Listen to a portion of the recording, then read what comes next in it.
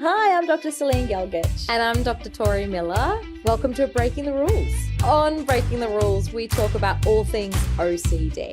Obsessive-compulsive disorder, OCD, impacts up to 1 to 2% of the population. We are here to provide not just education, but to inspire clinicians, families, and people who are impacted by OCD to be able to access the treatment they need in order to get better. Catch us every fortnight, wherever you get your podcasts. Hey again, Celine. Hello. Good How to you be doing? here with you. I'm good. Yeah. I'm good. Likewise. Yeah, caffeinated. I was going to say, how'd your coffee fix? It's so nice to be back again. I know. I'm feeling very comfy in the studio now. It is actually quite comfy. It's Feels much really more good. relaxed I know, it feels than really good when to be we in here. first started. Oh, man. I know. What are we talking about today? Interesting topic that you've raised. I think really good one. What is Meta OCD? And I'm guessing that most of the clinicians that are listening who work with people with OCD will know about this.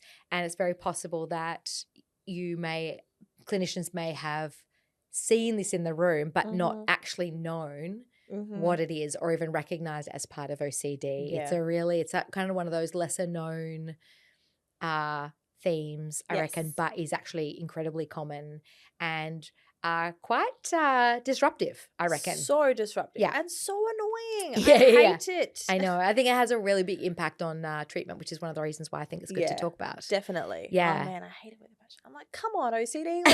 Like, this too? Seriously? I know. Like there was nothing else. Oh, yeah. Yeah. It's a frustrating one, I Yeah. think, when it comes up, not just for clients, but for us as clinicians too. Yeah. Because you really feel stuck. I mean, Yeah. I don't know about you, but I feel so stuck Yeah. when it comes up. And it's not that you can't get out of it. It's just frustrating. Yeah, it is. And I think it's also kind of an intellectual one as well. Yes. So I think sometimes with some of the compulsions, I think the application of ERP is quite literal. You know, like if there's a contamination theme and someone is overwashing their hands, the solution is quite simple, which is wash your hands less, you know, and then, you know, but with this one, I think in anything where there's a particularly kind of like intellectual or mental ritual associated, mental compulsions. Yeah. It is a little bit more complicated, a bit more abstract, requires a little bit more creativity, a bit more thinking. It does. And a little bit more awareness to spot it. It definitely stretches us. Yeah. Yeah. Yeah. All right. Let's define it. I was going to say, let's pause there because Yeah. I can see us like just continuing. I agree. And people are going to be like, but What what is is it? I agree. We've got to define it. All right. You do it. So Meta OCD in very short is OCD about fucking OCD. So like, yes, I know. What the hell? So like, you know, is my therapist sure about my diagnosis? But what if I don't have OCD? Do I deserve to be in treatment? Am I doing it right? But what if my clinician got it wrong? Yeah. And you're probably then going, oh, yeah, I've heard this. Yeah. I've heard this so many times. I often attribute it to intense perfectionism, intellectualization, etc. But I'm wondering and would be curious to hear about your perspective in terms of, do you feel like there might be other things linked in with it too? I definitely think there's a moral component. Yes, tell me more I about think that. it comes from sometimes from moral scrupulosity as well, particularly when people are having wonderings about whether they actually have OCD. When you drill down and explore what's sitting underneath that, what the what ifs are, it comes a lot of clients said, well, because if I don't have OCD, that means that I'm wasting your time. Yes. And I'm wasting my parents' money, or I'm, you know, or I am sitting in the chair using up your hour when someone who has worse symptoms than me should be in here receiving your care, and therefore I am a bad person. I'm a fraud. Or even further, like sometimes the narrative is I'm actually deliberately manipulating you to think that I have OCD so that I can mistreat you or misuse you in some way. Yep. Yeah. Because I'm really a pedophile. Yeah, that's right. Or some other random That's right. thing. And I'm just trying to get you to think that I'm not actually a pedophile so that I can get away with being a pedophile. Yes. Yeah. Yeah. Yeah, I would definitely agree with that. Yeah. Yeah, for sure. Okay, so we've defined it very briefly. Yeah. And we've given some examples in terms of how it can show up in the room. Where and you can probably tell where it becomes problematic is when you're going along and you might not even recognize, your clients might not even recognize it yet, where they are plodding along because you're working on other themes. And as we know, the themes aren't in the DSM. These are just things that we've come up with in the community to kind of help us articulate. Tease it apart. And describe. Yeah. And design interventions. Around the different themes of OCD. So you might be working on other themes and then all of a sudden your client might come in and be like, oh, I wasn't too sure about this ERP task. So I wanted to just come back and clarify if I was doing it right or how I should have done it. Or they might start asking questions about their diagnosis. And you're like, what's going on here? Yeah. And so you're likely then dealing with Meta OCD. Yeah. And that becomes really frustrating because clients will even start to sometimes turn treatment principles into a thing. So it becomes this idea of, am I implementing distress tolerance skills correctly? Am I doing this? Am I doing that? And there's this huge preoccupation around it.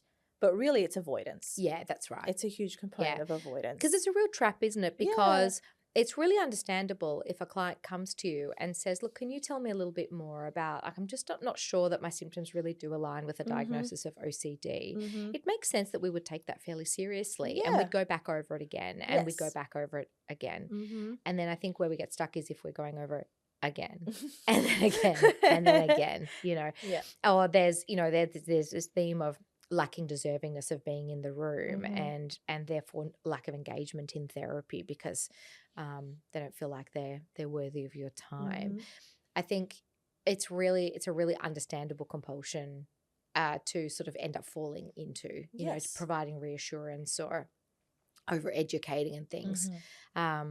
Because oftentimes the anxiety that is associated for our clients with feeling and thinking this way, you know, it's really great. It's really significant, and it generates, at least for me, like, and I'm sure for you, huge amount of empathy and compassion. Absolutely. Yeah. And I want to reassure them. I want them to feel like they're worthy of being in the room.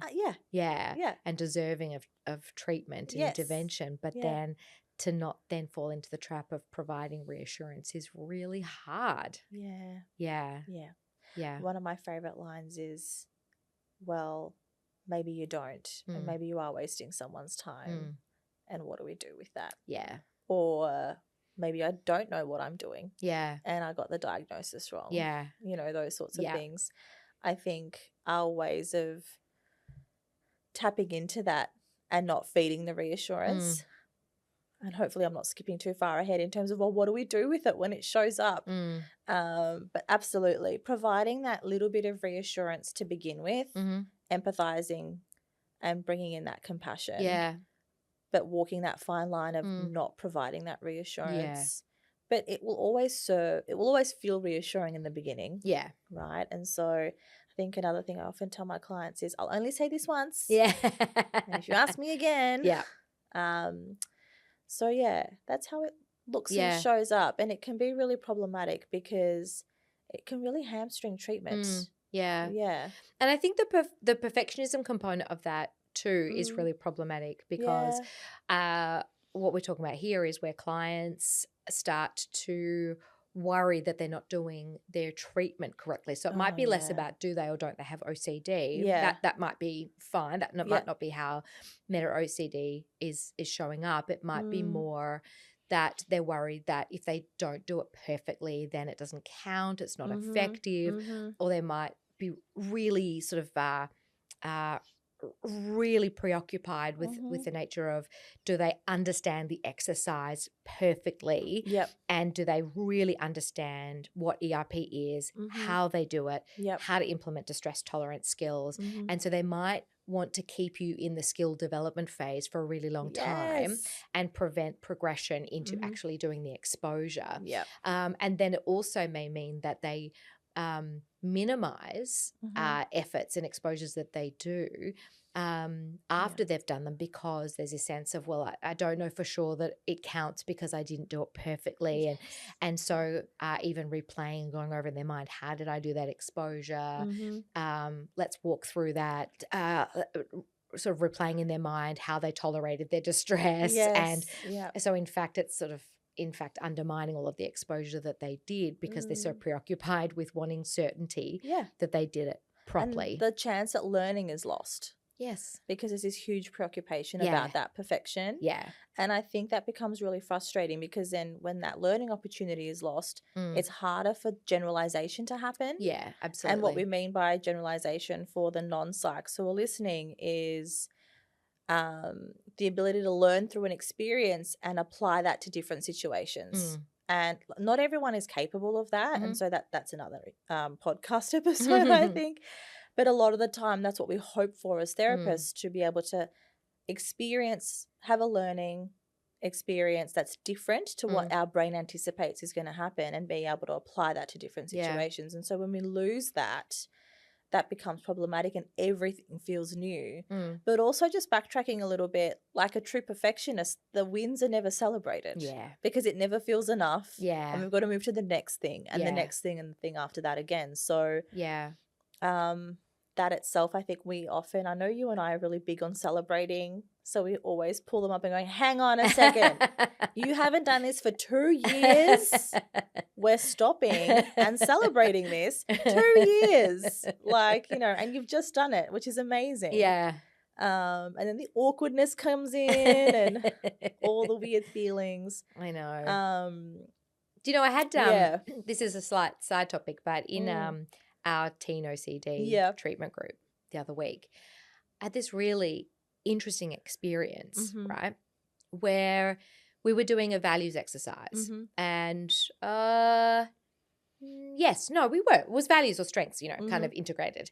And the group was absolutely rubbish at selecting strengths or values for themselves. Oh, of course. Yeah. Absolutely. It's always a hard one. Yeah, it was really, really difficult. It took them, they agonized over it. And the feelings of guilt that it brought up for them, that they may be identifying with something that wasn't correct, or that they might be taking a strength card that somebody else wanted, or that someone else in the room might also think that they have that strength, but if they choose it for themselves, it might mean that the other person doesn't feel like they can also choose it. And it was so complicated for them, and you can see all of these sorts of perfectionistic kind of components and the thinking about their thinking that was coming into the room, all that metacognitive stuff that was really getting in the way of just sitting in the emotions and just being tuned into picking a card, selecting it, tuning into their, into themselves, because they were thinking about their thinking so much. And now that wasn't necessarily a compulsive act, so that's not exactly what we're talking about, but we're talking about sort of metacognitions and how they can turn into compulsions. And it was just a really interesting thing how it wasn't just one or two members of the group, it was the whole group. And to the point where that's really heartbreaking. Yeah. And then when we pivoted, because they were having such a hard time with it, we pivoted to then selecting cards for each other. Yeah. And damn, didn't they do that well? Oh, of course. Like when they could kind of identify with sort of the selflessness and the generosity of who they are as individuals and giving to each other. They were very comfortable with that, and they didn't do so much thinking about that because it wasn't activating them in the same way. No.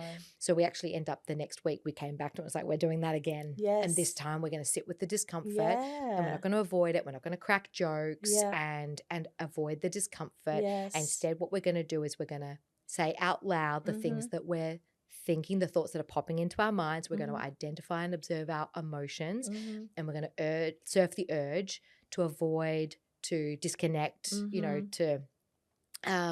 to distance ourselves from this. And we're going to end up each with a selection of cards that reflects the people that we believe we are. Yeah. It was really interesting. And I love that. Yeah. And it just really showed how for most people with OCD, this aspect of wanting to do things well and right and good and to be constantly, that sense of responsibility to constantly be demonstrating that you're a good person is just so, it just plagues them. It I just causes know. so much distress. It And I really think that does.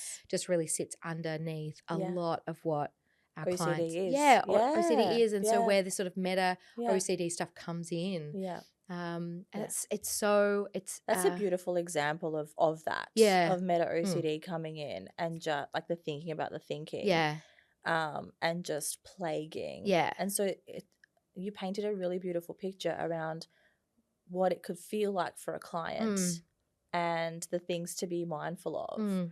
And that in itself is an exposure exercise. Yeah. Like what a beautiful exposure exercise to be able to come back and learn, to be able to sit in it rather than intellectualize and just stay in our head about it. I really love that. But it plagues, and this idea of I can do to others but not myself. Yeah. And that's okay. Yeah. Because I'm a bad person or I'm undeserving. Or if people knew the thoughts that I had, then they wouldn't want to be friends with me or they wouldn't want to be married to me or they wouldn't want to know me as a person, or I'd be in jail or some other thing. Yeah. Or I'm undeserving of this identifying as being a generous person, because sure, I'm generous in this way, but then a generous person wouldn't have thoughts like this. A generous person wouldn't, imagine, stabbing their friend or, have thoughts about, naked children's bodies, And so that just sort of denying, that part of yourself and your identity because you don't feel like you're worthy. Yeah.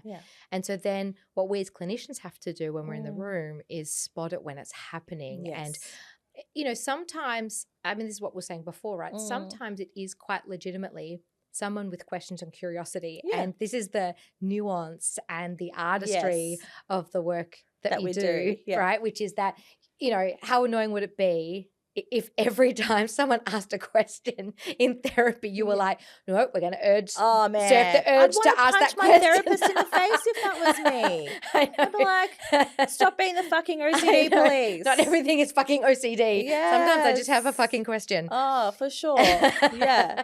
Right. So we have to approach it with curiosity. Yes. And if you notice that's happening a lot and over, that's when you start to sort of wonder out loud about whether this other function is happening. And with curiosity, just explore it. Because even the process of curiously exploring something is a form of exposure. Would you agree? 100%. Yeah. And that's something I often say to my supervisees is the conversation in itself will be triggering. Because your client's mind is already going there. You're already bringing it up. You're starting to take the lid off. But our role then is to, like you said, recognize it and bring them into the feelings. Yes. Bring them into their body. Bring them into their emotions. Not just to label the emotions and to label what's going on, because that's still a form of intellectualization, but really feeling and sitting in it. Yeah. I think the naming part is one thing, but the sitting part is another. And I think that sometimes we can miss that too as clinicians. Because we think if it's coming up, then they're sitting with it, but not always. Yeah. Yeah, that's true. So I think, definitely just the conversation in itself, I can relate to that. Yeah. And then helping our clients to spot things like safety behaviors, like you were talking about, we were talking about before, the recurring kind of going over things in your mind, checking that you've done things. That's a form, it's a compulsion, but it's a safety behavior, right? It's a way of making sure that you can be sure. And once our clients are aware, I mean, that's a big part of the process is helping our clients to recognize compulsions so that they have the opportunity to resist them. Yes. And I think this one is a trickier one. I don't know about you, but you helped me remember when you said, and when you were talking about clients being curious, it reminded me of when a time, not a time, but a lot of times when clients feel so fused with the triggers that are meta OCD that not that we need to convince our clients, but when providing psychoeducation around it, when we're being curious and exploring it, and we don't want to be patronizing, like we said, right, and be the OCD police, but we're being curious and exploring it and going, oh shit, this is meta OCD. Like this is a thing. Providing that education, you can sometimes get that defensiveness I've noticed in terms of no, I swear this is not an OCD thing, and that can feel really tricky too. and we don't have to convince our clients, but it's this education around, well, let's have a think about and look at what kind of impact is this having on your treatment? What kind of impact is this having on life? Is this a similar pattern to other themes of OCD that's coming up for you? And I guess just kind of going about it that way and being gentle in your approach and providing that education. Have you noticed that pushback sometimes with some of your clients? Yeah. Yeah. Yeah, definitely. Clients it's a tricky push one. back all the time. No, they do. They do. Yeah, no, they I'm agreeing but with you. But I feel like because it's a stronger fuse. I don't know. Yeah. I think sometimes what do I think? I think sometimes you're right. The when there's an intellectual component to it, I think it is harder to spot as a compulsion, and because I think because it lives in your mind, I think perhaps it feels more like an extension of yourself. Yes. And something that is tied to your belief system. And your self-worth. Yeah, and your self-worth. Yeah. And so it feels more organic and more real, and therefore more worthy of sort of being believed. And it's sort of it gives it a sense of legitimacy. Yeah. Whereas I think as opposed to sometimes the physical compulsions that have a sort of ridiculousness to them. Yes. I think are easier to separate from. And you can dismiss them too, right? Like a lot of the times our clients are like, I know this doesn't make sense. Or I know this is stupid. Or anxiety removed. Or distress removed. I know that I'm not going to do that, or I know that I love my partner in the case of our like relationship OCD or some other thing that it might be. But it does feel more attached to sense of self. Yeah, no, that's fair. Yeah. Interesting. It's such an interesting, like OCD can take so many forms. Yeah, it can. And this one can be problematic in therapy, and we've providing examples of how it's showing up and all that sort of stuff. And I think too that it's not one to dismiss, to be curious about it, don't be patronizing about it. And when it does show up, we treat it. Yeah, that's right. Just the way we do with other things. Yeah. But I think this theme is a really good example of why, the traditional manualized sort of treatments don't necessarily offer the spread or the depth that sometimes conditions like OCD require. Where there's a lot of thinking off the garden path kind of work that you've got to do, and it's not quite as simple as just building a hierarchy and just sort of strategically going through it. That there's a lot that clinicians and clients learn together along the way as you're doing the work. Because something like Meta OCD you might not spot by doing a wire box at the beginning. No chance. It's more likely to be something that comes up further down treatment, or as you're applying the ERP principles, or even as a consequence of being quite a long way into therapy, and then that's where the do I even have OCD kind of questions start to come up. And I think if you're just taking that sort of simple manualized approach, these are the sorts of compulsions and that we end up missing. 100%. I would agree with that. Which it's not a shame. That's not what I'm trying to say. It's a missed opportunity. That's what it is. It's a missed opportunity at learning for yourself as a therapist. And it's a missed opportunity for our clients, because we eventually want them to be their own therapists too. And we want them to be able to recognize what is helpful and unhelpful, what is them, truly them, versus what is OCD. And it also just goes to show, and hopefully feels validating for a lot of our clients out there, and others as well who are experiencing it, just how insidious it is. And its tentacles can kind of get into everything. Which is frustrating. I think. So I reckon let's end there. That's a beautiful note to finish on, Celine. I think so too. Short and sweet today. Short and sweet. Let's not think too much about our thinking. Nice one. I love it. All right, well then, see you guys next episode.